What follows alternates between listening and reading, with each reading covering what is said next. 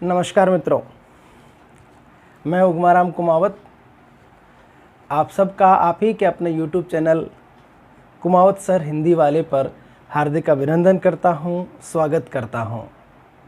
सबसे पहले आप अपने इस YouTube चैनल को लाइक करें, सब्सक्राइब करें और इसे शेयर भी करें। वीडियो देखने के बाद अपने अमूल्य सुझाव भी कमेंट बॉक्स में जाकर के लिखें। मित्रों, हम हिंदी व्याकरण पढ़ रहे हैं और हिंदी व्याकरण की पिछली कुछ कक्षाओं में हमने अध्ययन किया और हमने देखा कि हिंदी व्याकरण को गहन विवेचन और विश्लेषण करने के लिए 3 अलग अलग भागों में विभाजित करते हैं: वर्ण विचार, शब्द विचार और वाक्य विचार। पिछली क्लास में हमने वर्ण विचार के प्रकरण को पूरा किया था। आज हम पढ़ेंगे मित्रों शब्द विचार।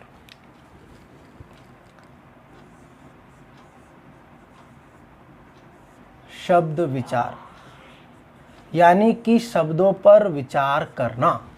जिस तरह से हमने पिछली कक्षाओं में वर्ण विचार अर्थात वर्ण जो कि भाषा की सबसे छोटी इकाई थी, अध्ययन के दौरान की चर्चा कर रहे हैं ना, भाषा में तो आज भी है, उस पर पूरी तरह से विवेचन करना, विश्लेषण करना, उसके प्रत्येक अंग उप अंग को जानना वर्ण विचार कहलाया।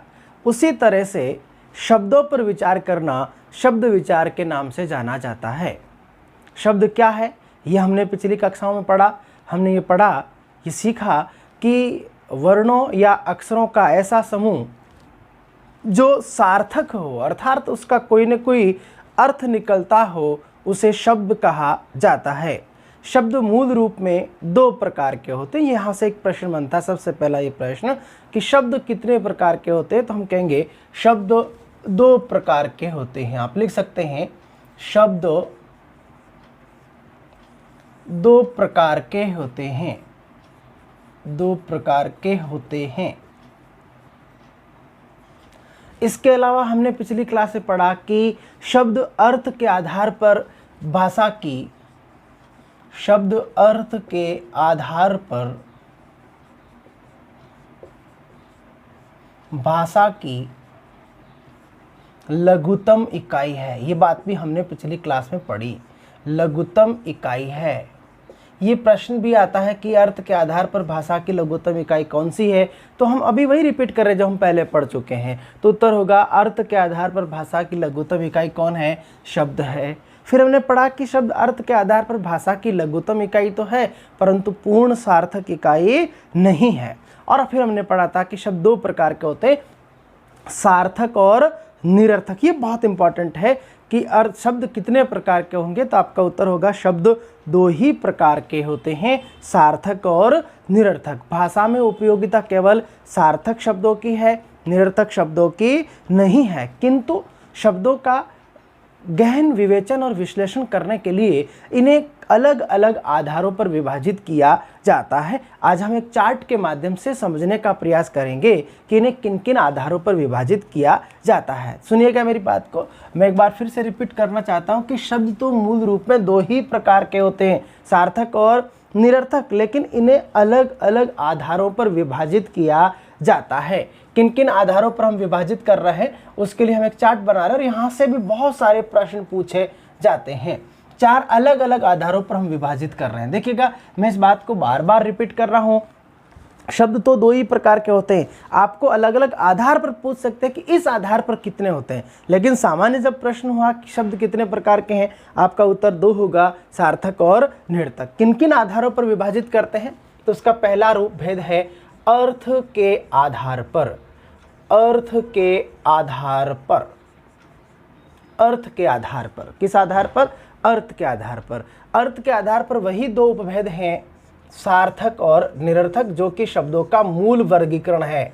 सार्थक और निरर्थक, सार्थक और निरर्थक। अक्षर बोर्ड पे थोड़े छोटे लिखे जा रहे हैं, आप लोग आवाज़ के आधार पर समझ लीजिएगा इसको कि अर्थ के आधार पर शब्द 2 प्रकार के होते हैं। अभी देखिएगा, दोनों जगह से 2 अलग अलग प्रश्न बन गए। परीक्षक आपको कंफ्यूज करने के लिए अलग अलग तरीके से प्रश्न करेगा। एक आपसे कॉमन प्रश्न किया कि शब्द कितने प्रकार के हैं, तो आप कहेंगे दो प्रकार के हैं। परीक्षक आपको थोड़ा कंफ्यूज करने की कोशिश करेगा कि अर्थ के आधार पर शब्द कितने प्रकार के हैं। तो भी मित्रों वही दो भेद हैं, सार्थक और निरर्थक। क्योंकि सार्थक जो कह रहे हैं यानी स प्लस अर्थ, यानी सार्थक, और निरर्थक निर प्लस अर्थ, यानी उस दोनों ही भेदों में आप आधार किसको बना रहे हो, अर्थ को बना रहे हो कि क्या इनके साथ अर्थ है या इनके साथ अर्थ नहीं है। जिन शब्दों के साथ अर्थ नहीं है वो निरर्थक है, जिनके साथ अर्थ है वो सार्थक है। हमने पहले भी पढ़ा है, फिर हम अध्ययन कर रहे हैं कि भाषा में निरर्थक शब्दों की कोई उपयोगिता नहीं होती है, केवल सार्थक शब्दों की होती है। और ये सार्थक शब्द भी 5 प्रकार के होते हैं। एकार्थी, नंबर 2 अनेकार्थी,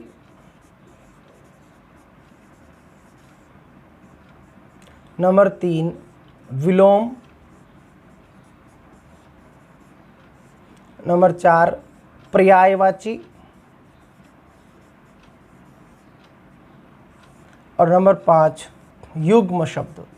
हम एक एक को बारी बारी से समझते हैं। अब यहाँ से देखिए प्रश्न कैसे बनता है। आपसे पूछा जाता है कि अर्थ के आधार पर शब्द कितने प्रकार के, आप कहेंगे 2, सार्थक और निरर्थक। लेकिन सार्थक शब्द भी 5 प्रकार के होते हैं। नंबर 1 एकार्थी, एक प्लस अर्थ, यानी ऐसे शब्द जिनका केवल एक ही अर्थ हो, अलग अलग प्रसंगों के आधार पर अलग अलग अर्थ नहीं हो, उसका एक नियत अर्थ निश्चित हो चुका हो, ऐसे शब्दों को एकार्थी शब्द कहा जाता है।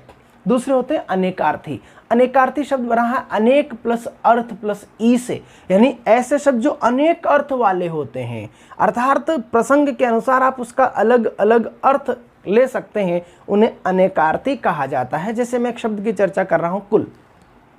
अब कुल शब्द को मैं 2 तरह से कहूंगी कि यह हमारे कुल का नाम रोशन करने वाला है। यहां कुल शब्द का अर्थ जो है वो वंश से निकला। और वही मैं कहूं कि बताइए कुल कितने रुपये का सामान खरीदा, तो आप बताएं यहाँ पर कुल का अर्थ क्या है, योग है। यानी कि शब्द एक ही था, कुल, कुल नहीं कह रहा हूं, फिर वो तो युग्म हो जाएगा, आगे चर्चा करें। कुल, तो एक जगह कुल का अर्थ हम वंश ले रहे थे, दूसरी जगह हमने कुल का अर्थ योग लिया। तो ऐसे शब्दों को अनेकार्थी शब्दों के नाम से जाना जाता है। तीसरा आता है मित्रों विलोम। विलोम का मतलब एक दूसरे के अपोजिट, यानी ऐसे शब्द जो एक दूसरे के विपरीत होते हैं, जैसे दिन का रात, पुत्र का कुपुत्र, कुपुत्र का सुपुत्र। तो ऐसे शब्दों को विलोम शब्दों के नाम से जाना जाता है। चौथा है पर्यायवाची। देखिए कई बार बच्चे भ्रमित होते हैं पर्याय और अनेकार्थी को लेकर के।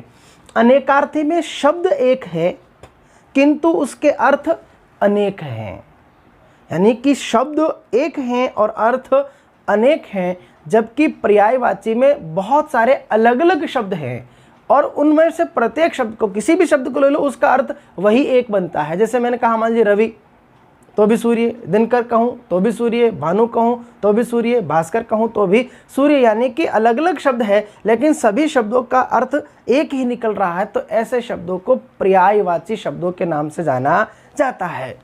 और पांचवा है युग्म शब्द। युग्म का शाब्दिक अर्थ मित्रों जोड़ा, यानी कि जोड़े में प्रयोग होने वाले शब्द, इनको हम श्रुत सम भी कह सकते हैं। सिमिलर है यानी सुनने में समान दिखाई देते हैं लेकिन अर्थ की दृष्टि से भिन्न भिन्न होते हैं। जैसे अवधि, अवधि, देखिए सुनने में बहुत सूक्ष्म समान लग रहे हैं, केवल एक मात्रा का अंतर है, एक में ह्रस्व मात्रा का प्रयोग कर रहे हैं, एक में दीर्घ का प्रयोग कर रहे हैं, लेकिन दोनों शब्द सुनने में लगभग एक जैसे लग रहे हैं लेकिन दोनों के अर्थ अलग अलग हैं। अवधि, अवधि कह रहे हैं तो समय है, अवधि तो एक भाषा का नाम है, कुल कह रहे हैं तो वंश या योग है, जबकि कुल कह रहे हैं तो उसका अर्थ किनारा है। तो ऐसे शब्दों को युग्म शब्दों के नाम से जाना जाता है। यहाँ से भी प्रश्न पूछा जाता है, फिर समझना इसको कि शब्द कितने प्रकार के होते हैं, 2 प्रकार के, सार्थक और निरर्थक।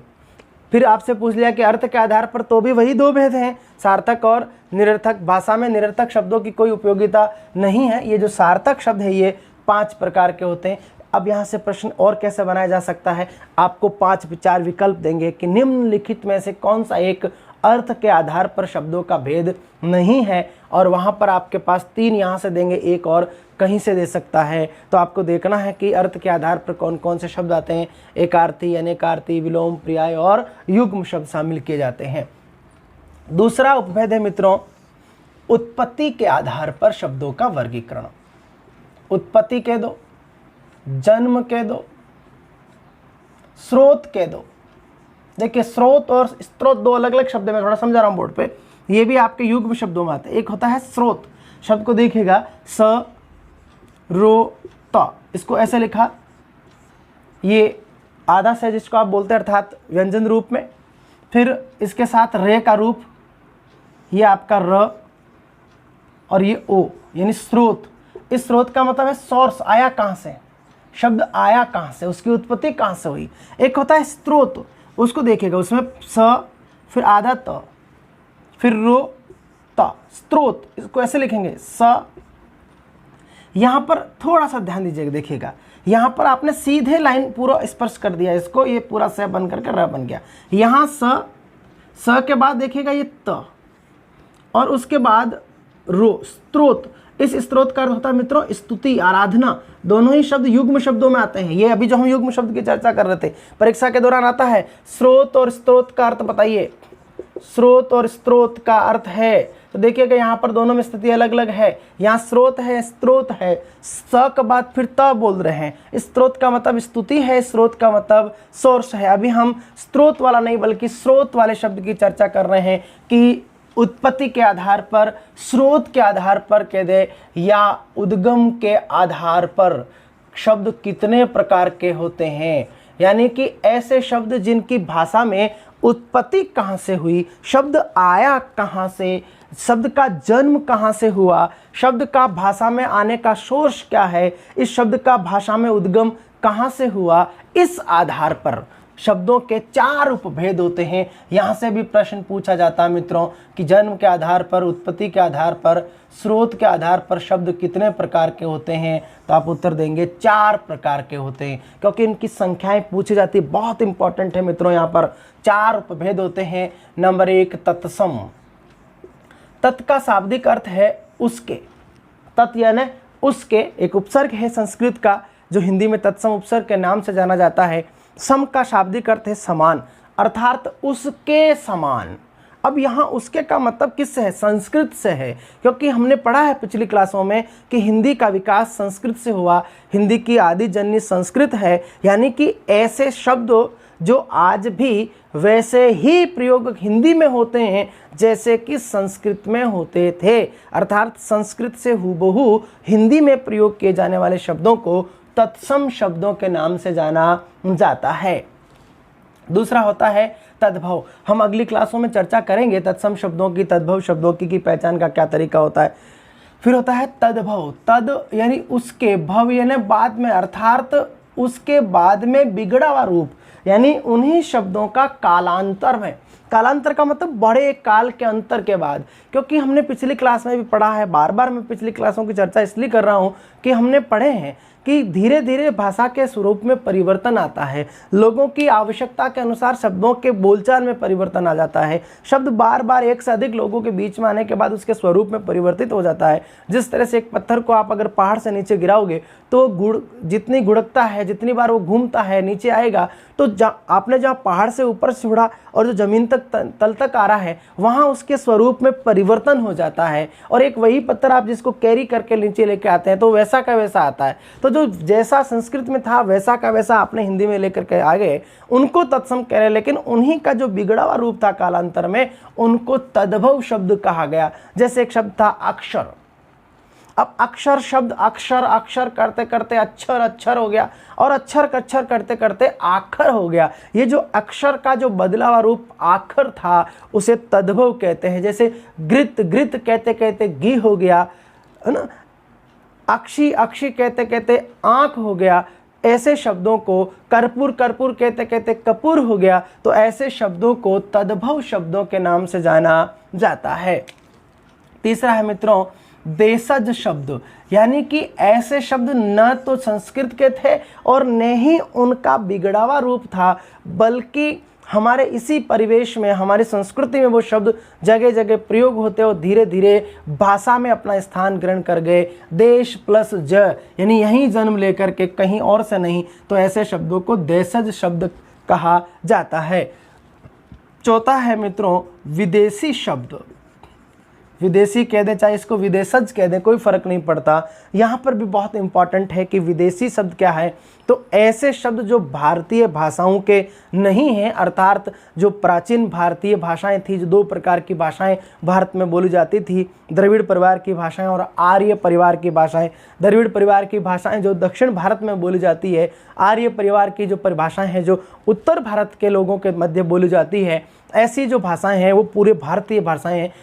उन किसी भी भारतीय भाषाओं का शब्द न होकर के भारत से परे भाषाओं के शब्द जो कि हिंदी में प्रयोग होने लग गए, उन्हें विदेशी शब्द कहा जाता है। मित्रों, भारत की भूमि पर कई आक्रांताओं ने समय समय पर आक्रमण किए, यहाँ पर राज किए, और उन्हीं के दौर में हमारे यहाँ पर भाषा का प्रचलन होने लगा, लिखने का प्रचलन होने लगा। तो उनके जो शब्द थे वो धीरे धीरे हमारे यहाँ कल्चर में, हमारे व्यवहार में समाहित हो गए और धीरे धीरे भाषा में भी उसका प्रयोग होने लगा। हमें आपको पता होना चाहिए मित्रों, पहले भारत में मुगल आए, मुस्लिम शासक आए। मुस्लिम शासकों के दौरान उनके जो शब्द थे वो हमारे व्यवहार में आ गए।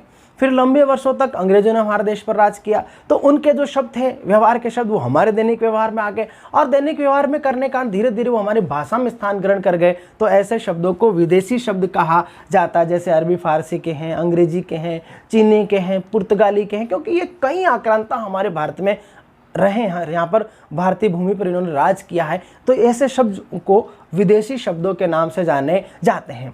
अब यहाँ से प्रश्न ये बनता है, आपसे ये पूछते हैं कि उत्पत्ति के आधार पर शब्द कितने प्रकार के होते हैं? स्रोत कह दे, उद्गम कह दे, जन्म कह दे, चारों में से किसी का भी एक नाम ले ले तो आपका उत्तर होगा 4 प्रकार के होते हैं। ये बहुत इंपॉर्टेंट है कि उत्पत्ति के आधार पर शब्द कितने प्रकार के होते हैं। लेकिन मित्रों, कभी कभी विकल्प में 4 नहीं हो तब की बात कर रहे हैं, तब आपको 5 आंसर करना है। मैं संख्या नहीं लिख रहा हूँ, 5वां जो भेद लिख रहा हूँ संकर या मिश्रित शब्द।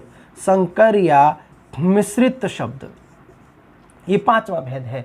अब प्रश्न है कि ये 5वां है या नहीं है? सर कंफ्यूज क्यों कर रहे हो? मैं ये कह रहा हूं कि उत्पत्ति के आधार पर शब्दों के भेदों की संख्या 4 करना है। विकल्प में 4 और 5 दोनों हो तो भी पहले 4 करना है, लेकिन कभी कभी परीक्षक 4 नहीं रखता है, तब आपको उत्तर 5 करना है। ये 5वां कौन सा है? संकर या मिश्रित, यानी जिसको हम कहते हैं कि हाइब्रिड, जिसको आप कह सकते हो, जैसे बीज के बारे में आप कहते हो, यानी मिश्रण से। मिश्रित शब्द लिखा है, यहाँ आप बहुत समझ सकते हैं। ये शब्द को देखिएगा, मिश्रित यानी मिश्रण से बने हुए शब्द, यानी कि ऐसे शब्द जो ऊपर वाले जो 4 भेद आपने पढ़े हैं, तत्सम, तद्भव, देशज, विदेशी, इन्हीं में से किसी 2 के मेल से बनकर के नया बनता हो, उनको मिश्रित शब्द कहते हैं। जैसे मान लीजिए एक तत्सम और एक तद्भव है, हो सकता है एक तद्भव और एक देशज है, हो सकता है एक विदेशी और एक तत्सम है। जैसे मैंने एक मान लीजिए शब्द कहा लाठी चार्ज। लाठी चार्ज कभी भी हो सकता है भैया, है ना, ध्यान रखना समय खराब है। हाँ, लाठी चार्ज। हाँ, तो लाठी देखो किसका शब्द है? लाठी शब्द देशज शब्द है और चार्ज शब्द अंग्रेजी का है। आपने 2 अलग अलग शब्दों के, यानी अंग्रेजी का और एक देशज, यानी कि एक आपका विदेशी और एक देशज है, और एक नया शब्द बन गया लाठी चार्ज। ऐसे शब्दों को संकर शब्द कहा जाता है। अब प्रश्न है कि इनको 5 पहले क्यों नहीं कह रहे? इसलिए नहीं कह रहे थे कि मित्रों ये मिश्रित है और उनमें इन्हीं का ही समावेश होता है, इन्हीं का ही मिश्रण होता है, इसलिए अलग से भेद बताने की आवश्यकता नहीं होती है। जैसे रेलगाड़ी शब्द है। अब रेल अंग्रेजी का शब्द है RAIL। रेल का अर्थ होता है मित्रों पटरी, और प्लस आप कह रहे हैं गाड़ी, और गाड़ी देशज शब्द है, यानी यहाँ पर आप अंग्रेजी और देशज शब्द का प्रयोग कर रहे हैं। जैसे मान लीजिए मैंने कहा अश्रुगेश। अश्रु तत्सम शब्द है, अश्रु है ना आंसू, जिसका तद्भव रूप है आंसू। अब आंसू, अश्रु के साथ आप कह रहे हैं गैस। अब गैस शब्द मित्रों अंग्रेजी का शब्द है, यानी तत्सम प्लस अंग्रेजी का मिश्रण है।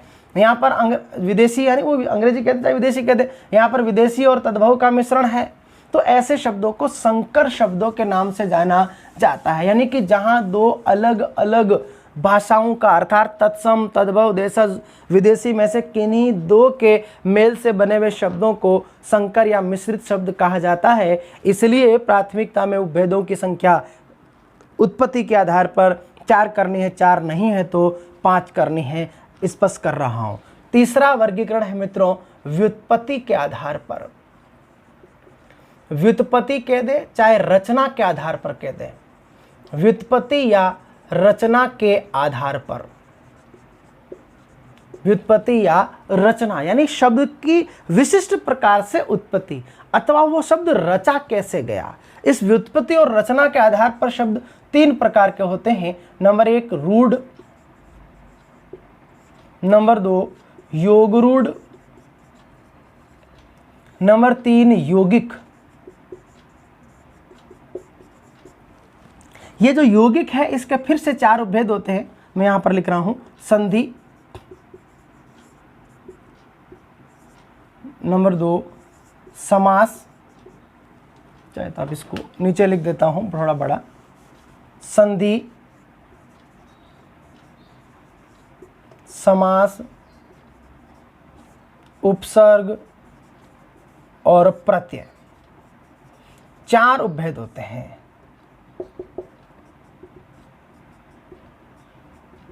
देखिएगा, अब आपसे पूछेंगे कि व्युत्पत्ति के आधार पर शब्दों के कितने भेद हैं, तो आप उत्तर देंगे व्युत्पत्ति के आधार पर या रचना के आधार पर, दोनों में से कोई भी एक शब्द दे सकता है। देखिए 2 शब्द का मैंने प्रयोग किया है, एक हमने व्युत्पत्ति शब्द का प्रयोग किया है, एक हमने रचना शब्द का प्रयोग किया है। दोनों में से कोई भी पूछ ले कि व्युत्पत्ति या रचना के आधार पर शब्द कितने प्रकार के होते हैं, तो आपका आंसर होगा 3 प्रकार के होते हैं। 3 कौन कौन से हैं? रूढ़, योगरूढ़ और यौगिक। जैसे यहाँ पर हम चर्चा कर रहे थे, आपसे दे दिया कि कौन सा एक व्युत्पत्ति के आधार पर शब्दों का भेद नहीं है, 3 ये देगा, एक कहीं और यहाँ से दे देगा। तो आपको पता होना चाहिए कि ये 3 भेद रूढ़, योगरूढ़ और यौगिक के व्युत्पत्ति के आधार पर शब्दों के भेद है। अब प्रश्न है कि रूढ़ क्या है? तो रूढ़ का मतलब है कि ऐसे शब्द जो परंपरा से किसी एक ही के लिए अर्थ की दृष्टि से रूढ़ हो चुके हो और उस शब्द का हम विग्रह नहीं कर सकते, उस शब्द का वर्ण विच्छेद कर सकते लेकिन अर्थपूर्ण शब्द विग्रह नहीं कर सकते, ऐसे शब्दों को रूढ़ शब्द कहा जाता है। जैसे काम,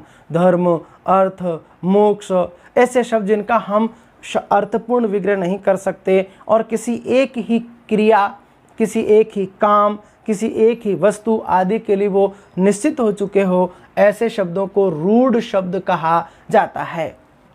दूसरा है मित्रों योगरूढ़।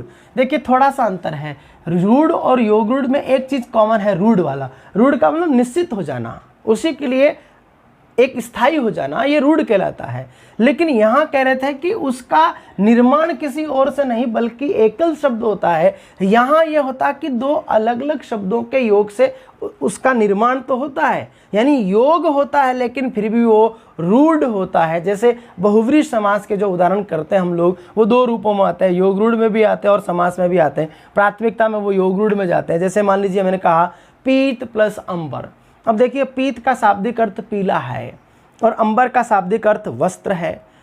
एक अर्थ हालांकि इसका आकाश भी होता है, लेकिन आकाश पीला नहीं होता, आकाश तो आसमान होता है। तो पीत प्लस अंबर शब्द बना पीतांबर। अब पीतांबर का अर्थ होना चाहिए था पीला वस्त्र, लेकिन जैसे ही वो पीतांबर बनता है उसका अर्थ एक निश्चित हो जाता है कृष्ण, यानी कि अर्थ रूढ़ हो गया। योग से बना हुआ शब्द तो है लेकिन उसका अर्थ किसी एक के लिए रूढ़ हो चुका हो, ऐसे शब्दों को योगरूढ़ शब्दों के नाम से जाना जाता है। तीसरा है मित्रों यौगिक। यौगिक में भी 2 अलग अलग शब्दों का योग होता है और योगरूढ़ में भी 2 अलग अलग का योग हो रहा है। फर्क क्या है?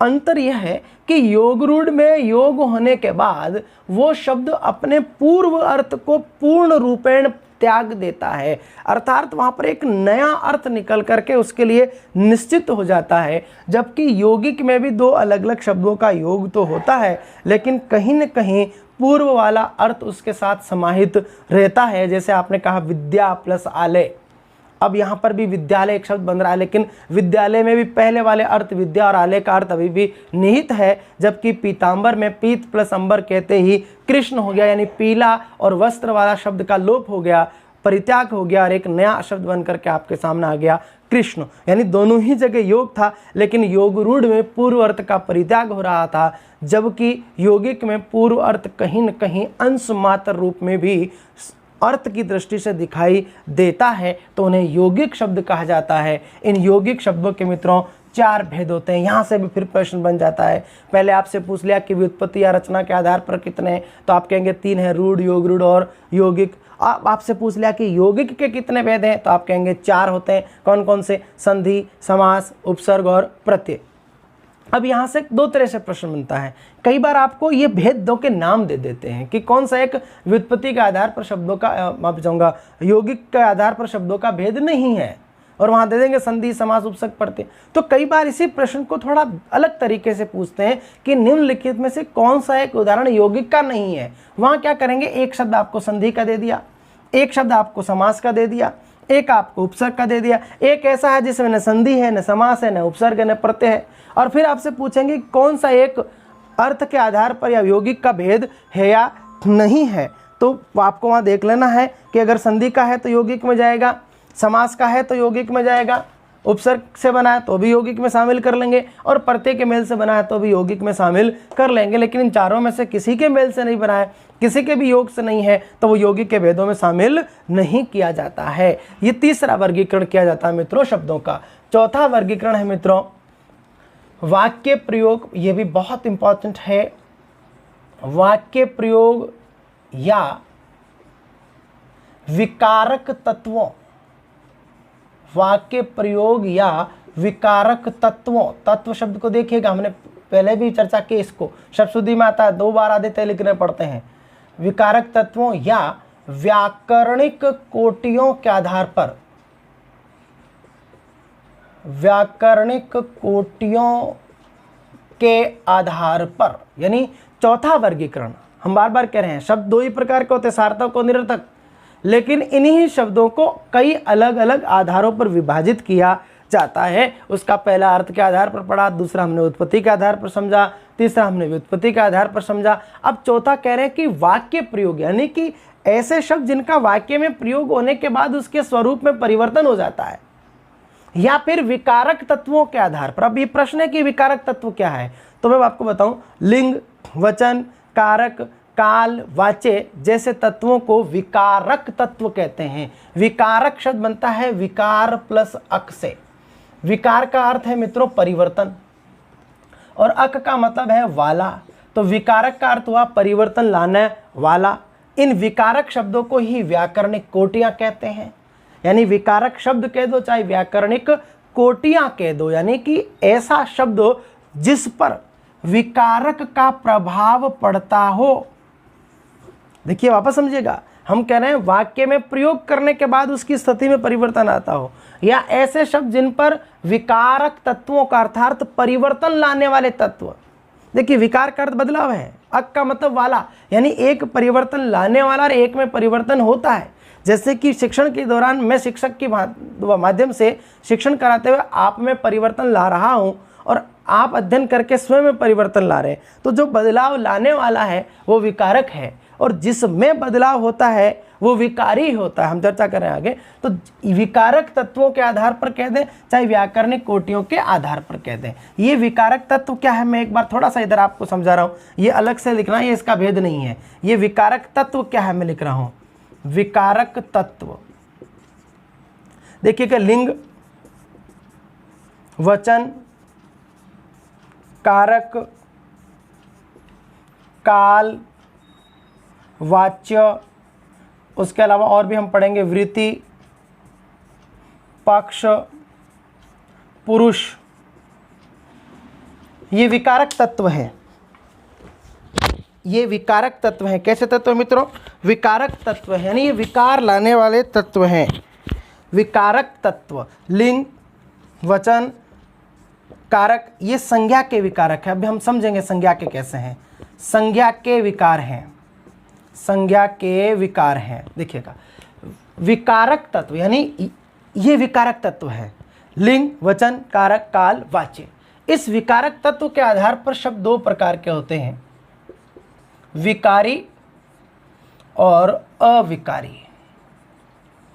विकारी और अविकारी। अब यहां से एक प्रश्न और बन गया कि विकारक तत्वों के आधार पर शब्दों के कितने भेद होते हैं, तो आंसर होगा 2, विकारी और अविकारी। अब उस शब्द को समझिएगा। विकारक हम कह रहे थे बदलाव लाने वाला, विकारी जिसमें बदलाव आ जाएगा। अब ये विकारक कौन है, लिंग, वचन, कारक, काल, वाच्य, यानी कि जिन शब्दों पर लिंग का, वचन का, कारक का, काल का, वाच्य का आदि में से किसी भी एक शब्द का प्रभाव पड़ जाए, किसी एक तत्व का भी प्रभाव पड़ जाए, तो ऐसे शब्दों को विकारी कहा जाता है। हम अपनी सरल भाषा में शब्द सकते हैं कि जिन शब्दों के लिंग, वचन, कारक, काल, वाच्य में से कोई भी एक चीज बताई जा सके उन्हें विकारी कहा जाता है, यानी कि उन पर विकारक तत्वों का प्रभाव पड़ता है। जैसे मान लीजिए इसके 4 उपभेद होते हैं। पहला मैं लिख रहा हूं संज्ञा।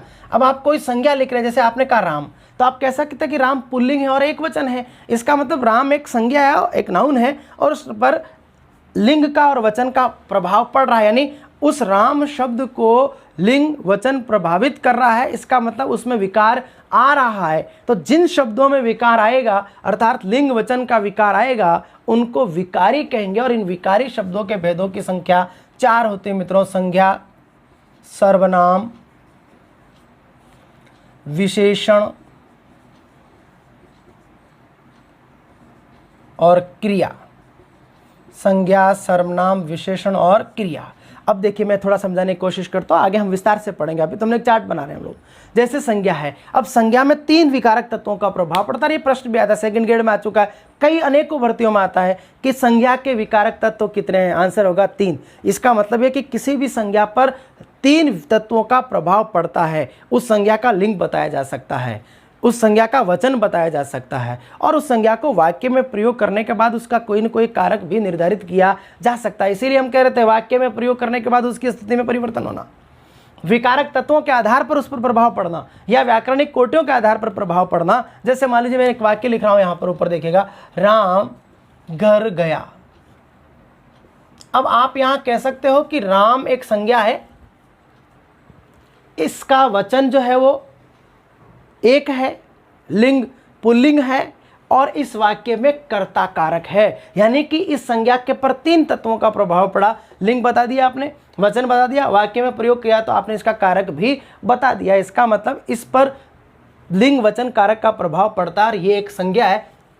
और यही प्रश्न पूछा जाता है कि कौन सा एक संज्ञा का विकारक नहीं है, तो मैंने यहाँ पर लिखा है। हालांकि हम आगे जब प्रत्येक टॉपिक को पढ़ेंगे संज्ञा को, तो पढ़ेंगे कि संज्ञा के कितने विकारक होते हैं, कौन कौन से होते हैं, और विस्तार से चर्चा करेंगे। सर्वनाम के कितने होते हैं, देखिएगा, लिंग वचन और कारक, ये 3 संज्ञा के विकारक तत्व हैं। और ये हुबहू यहाँ से प्रश्न आता है, लिंग वचन कारक काल, और पूछ लेगा कौन सा एक संज्ञा का विकारक नहीं है। तो मित्रों काल संज्ञा का विकारक नहीं है, क्योंकि किसी भी संज्ञा का पर काल का प्रभाव नहीं पड़ता है। दूसरा है सर्वनाम, तीसरा विशेषण, चौथा क्रिया।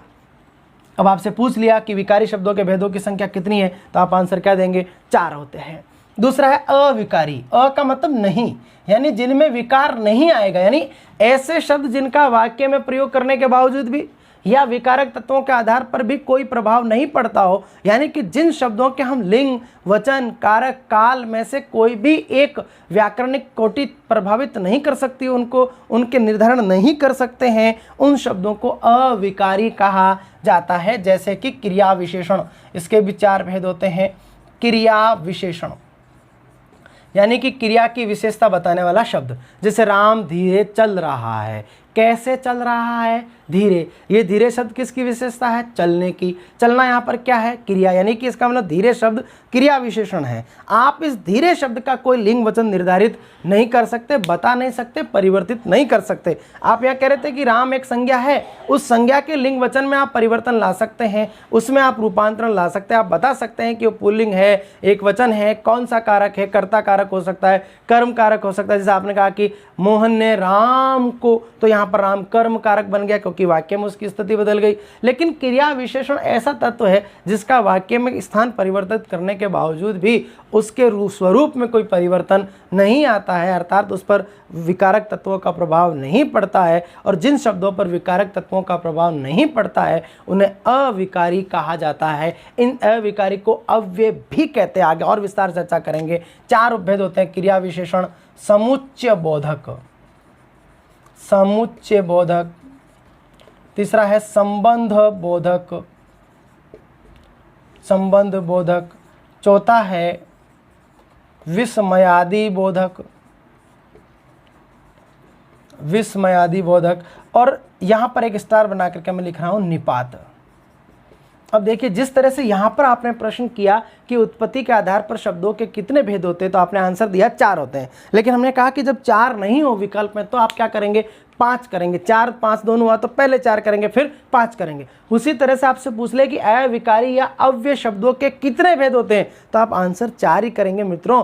4 नहीं है तब क्या करेंगे, 5 करेंगे। 5वां कौन सा है, निपात है। अब प्रश्न है कि इसको फिर शामिल क्यों नहीं कर रहे हो, तो इसके पीछे भी कारण ये होता है मित्रों कि निपात वाक्य का कोई अंग नहीं होता है। वाक्य में प्रयोग होता है, वाक्य के अर्थ में रूपांतरण को वो कर सकता है, लेकिन वाक्य के किसी भी शब्द से उसका कोई प्रत्यक्ष संबंध नहीं होता है। इसलिए प्राथमिकता में निपात अव्यय की सारणी में शामिल नहीं होता है। लेकिन कभी कभी विकल्प में 4 नहीं रहा तो आपको 5 करना है। या कई बार हो सकता है इस तरह भी प्रश्न पूछ लिया कि निम्नलिखित में से कौन सा एक अविकारी का भेद है, और वहाँ पर 3 इधर से देगा और 1 निपात दे देगा, तो हमें पता होना चाहिए कि निपात को हम कहाँ रखेंगे। समझ मेरी कहानी। और अगला हम कह रहे थे विकारक तत्व, तो आपसे पूछ ले कि विकारक तत्व कुल कितने होते हैं, तो कुल विकारक तत्व 8 होते हैं। लिंग, वचन, कारक, काल, वाच्य, वृत्ति, पक्ष और पुरुष, ये अलग अलग तरह के प्रश्न बनते हैं। काल और वाच्य क्रिया को प्रभावित करते हैं। किसी भी क्रिया का काल बता सकते हैं, उसका वाच्य परिवर्तन कर सकते हैं।